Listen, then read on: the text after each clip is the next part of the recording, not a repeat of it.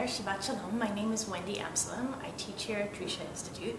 This week's Parsha is Parashat Vayishlach. And in the middle of the Parsha, in chapter 34, Dinah is taken by the son of the local ruler, by Shechem, the prince. And when this happens, we, the biblical readers, are not really surprised because it's the fourth time in Breshit that a member of this family, that a woman of this family, has been taken by a foreign ruler. Back in chapter 12, Sarai was taken by Paro. Then in chapter 20, Sarah is taken by Avimelech, the king of Gerar.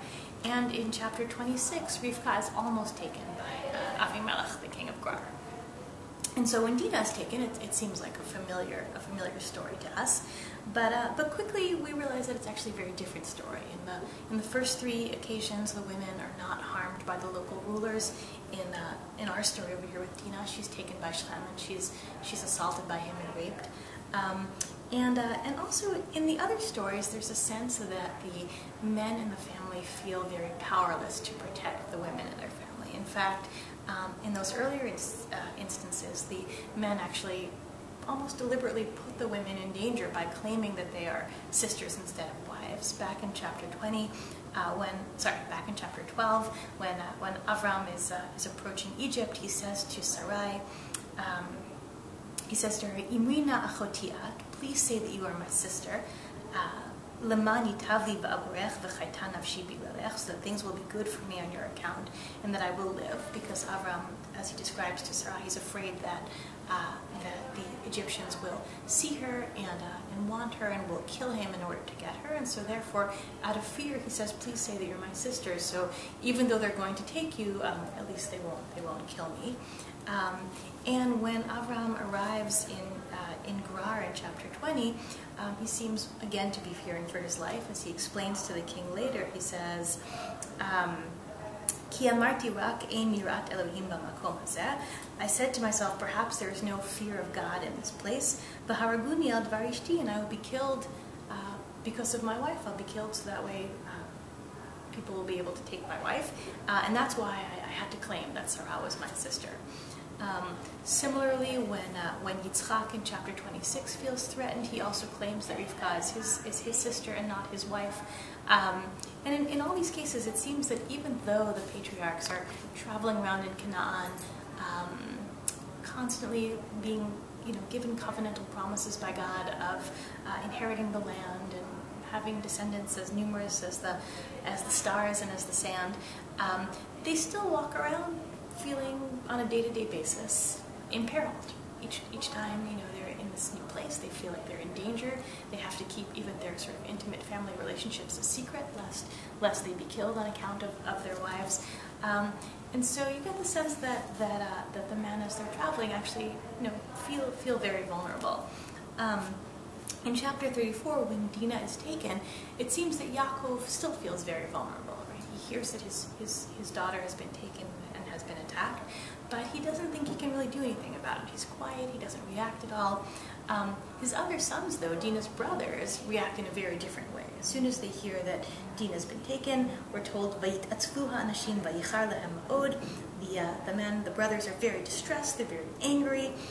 Ki nivala asa b'Yisrael ishkav et bat Yaakov v'chein lo yaseh, because an outrage has been committed in Israel to lie with the daughter of Jacob, and such things are not to be done. And the brothers not only are outraged, but they assume that they are able to do something about it. And they come up with a plan.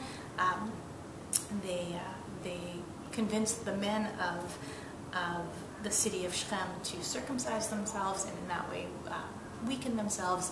And in the end, Dinah's brothers wind up sort of avenging her attack by killing all of the men of the city, which is a very bloody event and is a very disturbing story in Breshit. But the very end of the chapter, I think, is sort of instructive in terms of the different self-perceptions of Yaakov and his sons. When Yaakov sees what his sons have done, he's very, very upset. Not necessarily because they've killed a city full of innocent people, but rather, as he says to them, he says, "Achartem oti lahavisheni b'yoshev ha'aretz." This is in verse 30 in chapter 34. You've brought trouble on me. You've made me sort of odious. You've made me smell bad to all the other people who live here in Canaan. V'ani metei mispar, and I am very small in numbers. V'ne'esfu alai v'hikuni v'nishmareti ani u'beiti. All the other nations are going to gang up against me and attack me, and I and my household will be destroyed. And you get the sense that Yaakov, much like his father Yitzchak and his grandfather Abraham, feels very vulnerable. Despite all of God's promises, he still feels as if he's, just a very small group traveling amongst much larger nations, and that he's fearful for his safety, and he thinks he can't really do anything to protect himself. His sons, though, already seem to have a very different sense of self. They think that they are able to defend themselves, they're able to defend their sister. When things happen that they think are wrong, they act upon it.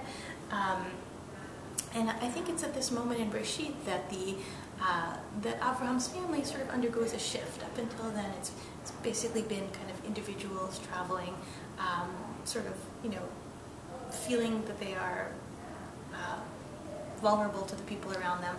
And now it seems as if Yaakov's sons, whether because there are more of them or whether because they've been through more things together, they have a totally different understanding of their role. They really think that they are kind of a group with power, and they assert the power.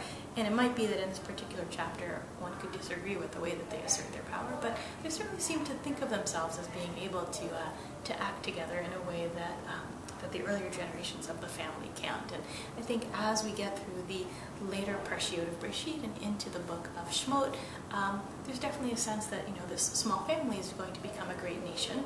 And I think that this moment over here in chapter 34 is a moment of transition for them, where they go from being just a few lone individuals who feel unable to act in response to the people around them to being this larger group, if not yet a nation, who have their own capacities. Shabbat Shalom.